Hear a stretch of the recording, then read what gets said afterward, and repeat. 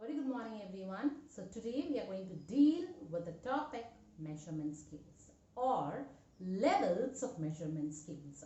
So before going on to this topic, the thing what you all have to know is what is a measurement and what is a scaling, and then we'll move with the types of measurement scales. So coming to measurement. So we all have heard the term measurement, isn't it? When I say 5 centimeters, 5 kilometers, these all denotes measurement, isn't it? So what measurement actually is? So measurement is an act of measuring. That is, when you record your observations which are collected in the process of your research, you call it as measurement. That is, it is an act of measuring your variables. So when you're assigning numbers, symbols or letters to empirical properties of variables, you call it as measurement. Clear? And coming to the second word, scaling. So what do you mean by scaling? So scaling is assigning a numerical value to your variable. So when you're giving any quantitative value to your variable, you call it as scaling. So that is what is written on the board, isn't it? So measurement is when you're assigning numbers, symbols or letters to empirical properties of variables, you call it as measurement. Scaling means when you're giving any quantitative value to the concepts, events or attitudes or opinions, you call it as scaling. So let me give you an example. If I want to analyze customer motivation on a jewelry, that is, if my research analysis is what motivates a consumer to buy a jewelry, so my research focus will mostly be on customer motivation, isn't it? So in order to analyze this customer motivation, I may use different dimensions in terms of measurement, like strongly motivated, motivated, neutral, not motivated, not strongly motivated. So these dimensions are simply termed as measurement scales. Clear?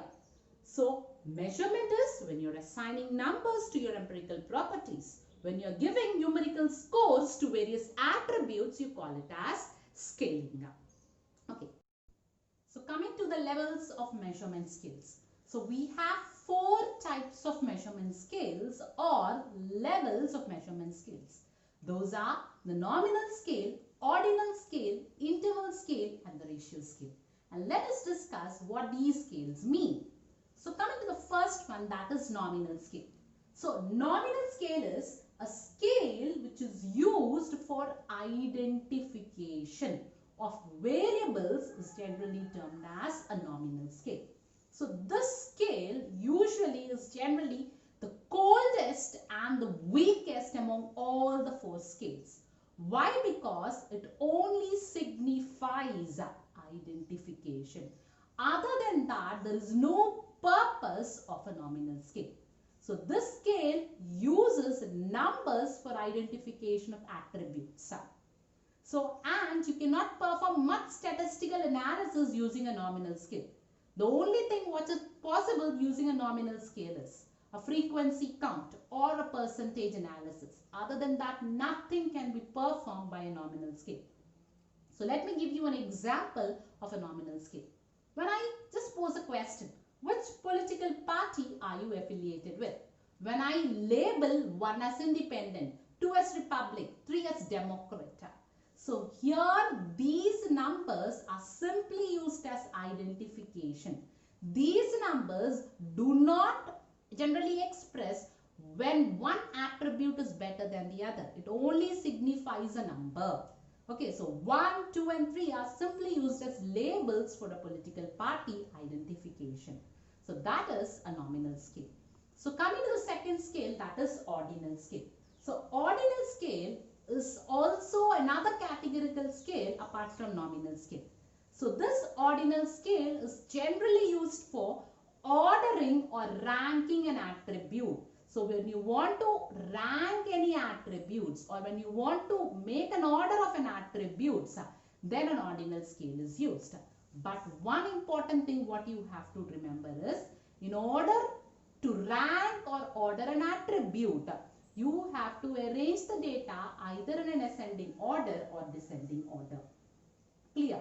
So, and apart from this, this ordinal scale generally orders or ranks an attribute by using different qualifiers like more, less, very, few, like that. Using different qualifiers, it ranks or orders an attribute. Let me give you an example for it. How would you rate an app? If the computer or software company wants to know how customers rate their app, they may use this question: excellent, very good, bad. So here the data is arranged in descending order, and this data is used for ordering an attribute. Okay, that is to order an app. Rating for an app, it is using this question. And using this ordinal scale, we can perform median as well as mode. No other statistical analysis is possible. Clear? And coming to the third type of scale, that is interval scale. So it is an extension of an ordinal scale. Why it is an extension of an ordinal scale is, an ordinal scale generally orders an attribute, but the difference between an attribute cannot be known through an ordinal scale. Whereas interval scale, it is an extension of an ordinal scale with existence of equal interval. That is, the difference between one attribute and another attribute can be known with the help of an interval scale. The most common example is the clock what we have. So in a clock, when I say 5 minutes, 10 minutes, the difference between 5 minutes and 10 minutes can be correctly known. And when I say 10 minutes, 15 minutes, the difference between 10 minutes and 15 minutes can be easily known through an interval scale. And this scale is generally the most popular scale because it is used in order to study satisfaction. It is used in the field of students' marks calculation. It is used in the field of measuring the temperature of patients and so on. Clear? And through using an interval scale, you can perform different statistical analysis like median, mode, standard deviation as well as range. And coming to the last scale, that is ratio scale. This scale is a perfect scale. Why it is a perfect scale? Because it has all the characteristics of a measurement scale. Usually a measurement scale should have 4 characteristics, and these 4 characteristics are identity, magnitude, equal interval and absolute zero. All these 4 characteristics are present in a ratio scale. Whereas in interval scale, you have an arbitrary zero, that is an estimation of zero. Whereas in a ratio scale, you have perfect zero. Through this, you can know accurately how variables differ from one another. Clear?